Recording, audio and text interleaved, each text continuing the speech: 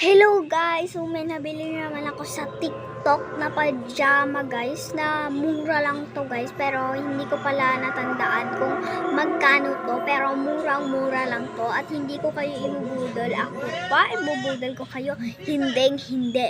So nga guys, bumili nga ako nito. So yung nakita ko siya, napakaganda niya guys. So bibili pa ako nung may kulay pink. May color kasi tong kulay black and kulay pink. And pinangako ko sa sarili ko na pag maganda to, bibili talaga ako ng kulay pink. So inaalala ko lang yung 69 pesos lang to guys. Our super secret task force ang nataso sa security. Kung yun ang back. Chief, palagi ko kayo magbantay ni Mr. Castillo sa beauty pageant. May size pa siya. Ayan yung size ko.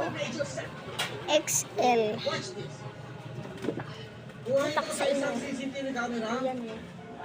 Bili na kayo sa Pilipinas. May mga tumukod sa kanyang mga armadong lalaki. Ayan. Hirap tayong ma-identify kung sino-sino sila. Sa ngayon, wala nakakaalam kung saan nila pinatago si Natalia. Pwede ko na to Pagsisimula na ang free pageant. lakad at pwede nyo na to. Kasi di ba nga malamok na ngayon. Dito kasi guys, ang lamok na. So, tapos mainit pa. Kaya parang nangingitim na ako dito sa tindahan. Pero hindi natin yan papabayaan. Kung mangintim man, at least morena. Kung morena ka.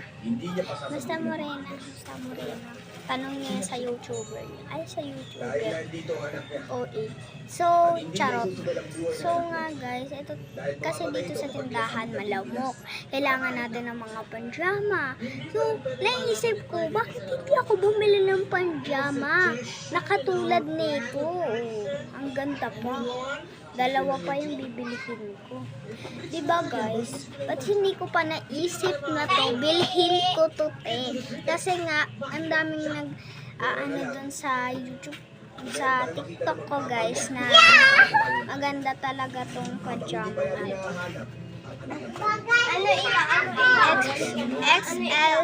XL size. So,